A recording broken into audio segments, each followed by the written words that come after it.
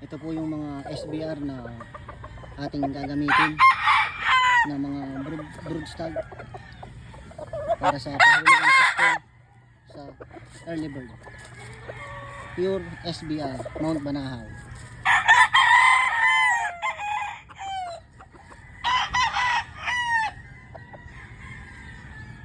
Ayan.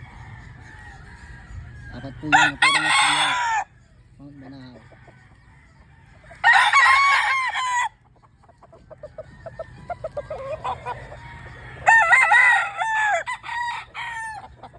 Itong isa po na to ay tornado hatch.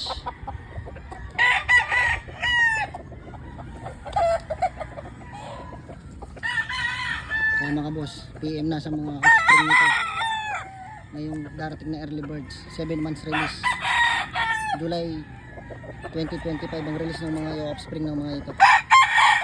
Ibibideo ko rin yung mga pulet na gagamitin dito.